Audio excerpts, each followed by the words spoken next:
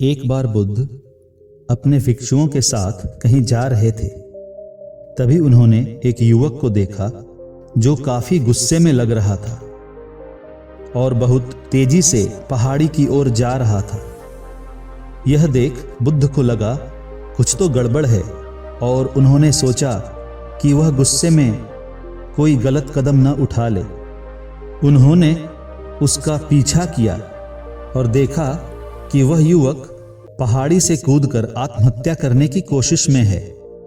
बुद्ध तुरंत उसके पास पहुंचकर उसका हाथ पकड़ लेते हैं और कहते हैं, यह तुम क्या कर रहे हो? इस पर उस युवक ने कहा, आप मुझे छोड़ दें, मैं मरना चाहता हूं, मैं अपने जीवन से तंग आ चुका हूं। बुद्ध कहते हैं, ठीक है, पहले तुम शांत हो जाओ और मेरी एक बात सुनो। उसके बाद भी तुम्हें लगे कि तुम अपने जीवन को समाप्त कर लो तो मैं तुम्हें नहीं रोकूंगा। पहले तुम मेरे पास बैठो, आंखें बंद कर लो और 5 मिनट लंबी गहरी सांसें लो। सारा ध्यान अपनी सांसों और दिल की धड़कनों पर लगाओ। युवक तो गुस्से में था ही। उसने बुद्ध से बोला कि एक तो मैं पहले से ही परेशान हूं और आप मुझे ये सब करवा कर और परेशान कर रहे हैं। ठीक है, मैं 5 मिनट आपके पास बैठकर आपके बताए अनुसार लंबी और गहरी सांसें ले लेता हूं, लेकिन उसके बाद आप मुझे खुदकुशी करने से नहीं रोकेंगे। बुद्ध कहते हैं, ठीक है, मैं तुम्हें नहीं रोकूंगा। और फिर वह युवक बुद्ध के पास बैठकर लंबी और गहरी सांसें लेने लगता है। 5 मिनट बाद जब आंखें खोलता है तब बुद्ध कहते हैं, अब तुम जो चाहो कर सकते हो। वह युवक पहाड़ पर और ऊंचा जाकर एक चट्टान पर खड़ा हो गया और कूदने की सोचा, लेकिन वह एकाएक पीछे आ गया और बुद्ध के पास वापस आकर कहता है, हे गुरुदेव, आप कौन हैं? मैं तो आज निश्चय करके आया था कि मैं पक्का अपनी जीवन को समाप्त कर दूंगा, लेकिन अब मुझे मरने से डर लग रहा है। मैं कूदने के लिए आगे बढ़ ही नहीं पाया।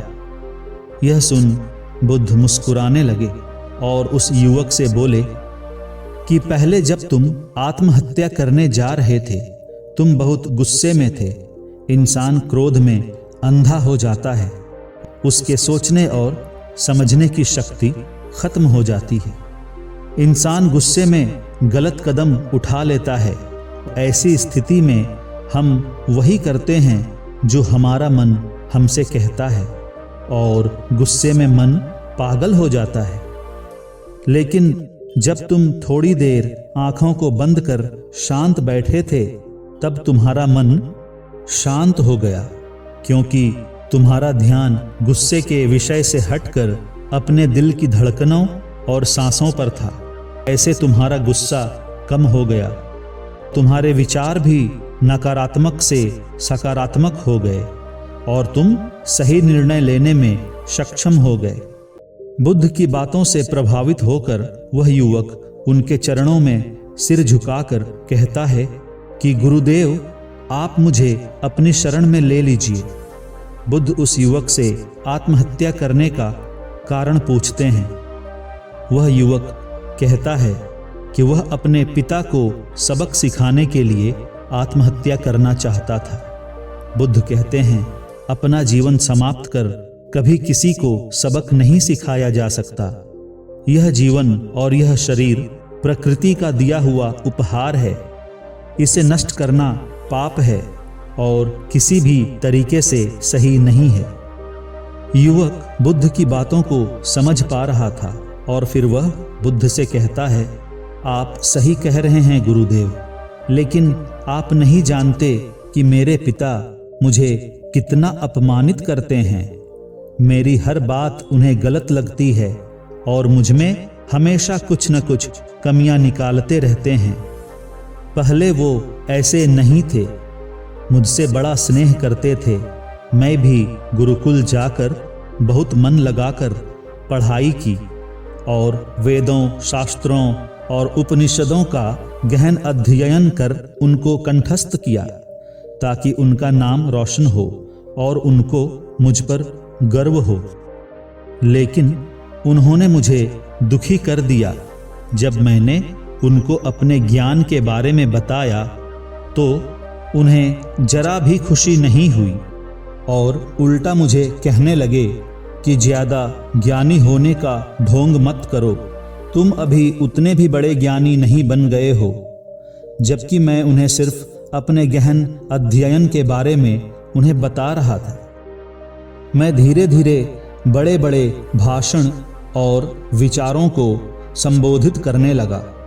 लोग मेरे ज्ञान को मानने लगे और सभी मुझे एक ज्ञानी व्यक्ति मान गए, सिर्फ मेरे पिताजी को छोड़कर।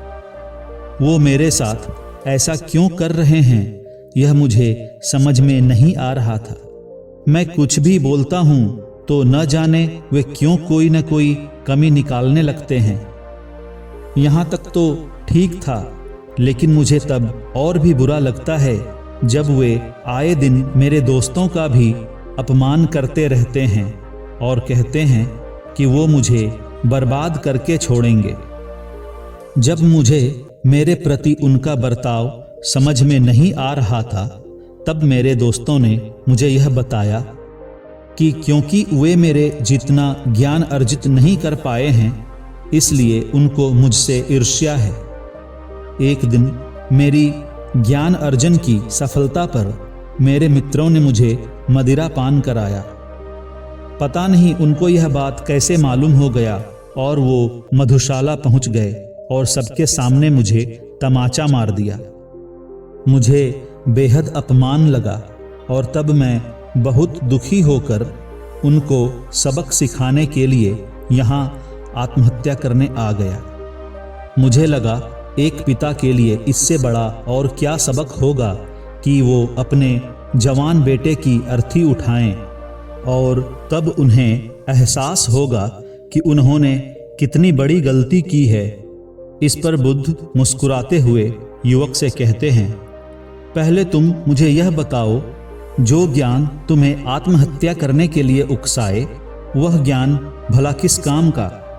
यह सुनकर वह युवक बुद्ध के चरणों पर गिरकर कहता है, आप बिल्कुल ठीक कह रहे हैं। अब तो मुझे लग रहा है मेरा सारा ज्ञान अधूरा है। मैं एक बड़ा ही अज्ञानी व्यक्ति हूँ। कृपा करके मुझे आप अपनी शरण में ले लीजिए ताकि मेरा ज्ञान पूर्ण हो सके। इस पर बुद्ध कहते हैं, ठीक है, तुम मेरे साथ मेरे आश्रम में 4 दिन बिताकर अपने घर वापस जाना, लेकिन ध्यान रहे तुम अपने घर बिना कोई आवाज किए आधी रात को चुपचाप जाना। इससे तुम्हें जीवन का पहला सच्चा ज्ञान प्राप्त होगा। वह युवक 4 दिनों तक बुद्ध के आश्रम में रहकर 5वें दिन अपने घर गया। जब वह आधी रात को घर पहुंचता है तो देखता है उसकी माता उसके वियोग में बिस्तर पर बीमार पड़ी हुई है और युवक के पिता से कह रही है कि तुम्हारे सख्त व्यवहार के कारण ही मेरा जिगर का टुकड़ा आज मुझसे दूर चला गया है। अगर तुम इतने सख्त नहीं होते तो वह आज मेरे पास रहता। और जब वह युवक अपने पिता को देखता है तो उसे यह एहसास होता है कि जिनके आंखों में वह आज तक आंसू नहीं देखा था, आज वह आंखों में आंसू लिए रो रहे थे और कह रहे थे, मेरा उद्देश्य उसे दुख पहुंचाने का नहीं था, बस उसके अंदर उसके ज्ञान को लेकर अहंकार न जन्म ले, इसलिए उसकी कमियों को जो उसमें नहीं थी उसे गिनाया करता था, ताकि उसे अपने ज्ञान पर घमंड न हो, और ऐसा नहीं चाहता था कि अहंकार उसे ले डूबे। लेकिन वह मुझे गलत समझकर मेरी सुनने के बजाय अपने मित्रों की सुनता था, और जब वह अपने मित्रों के बहकावे में आकर मदिरा पान की तो मेरा हृदय टूट गया। मुझे एहसास हुआ कि मुझसे उसके परवरिश में कहाँ चूक हो गई। मैं एक अच्छा पिता नहीं बन सका। इसलिए मेरे पुत्र ने ऐसा किया। तुम चिंता मत करो, मैं उसे जरूर ढूंढ कर ले आऊंगा। मैं भी उससे उतना ही प्रेम करता हूं जितना कि तुम। यह सब सुनकर उस युवक के सारे विचार अपने पिता के प्रति बदल गए और वह रोता हुआ चुपचाप वहां से चला गया और गौतम बुद्ध के पास जाकर बोला, गुरुदेव, आप मुझे आत्महत्या करने से नहीं रोका होता तो मुझसे बहुत बड़ी गलती हो जाती। बुद्ध ने कहा, इस जीवन में मनुष्य के द्वारा सबसे बड़ी एकमात्र गलती खुद को समाप्त कर देना है। जीवन प्रकृति का देन है, किसी को भी इसे खुद से नष्ट करने का कोई हक नहीं है। तुम अपने माता पिता के पास वापस जाओ और उनकी सेवा करो।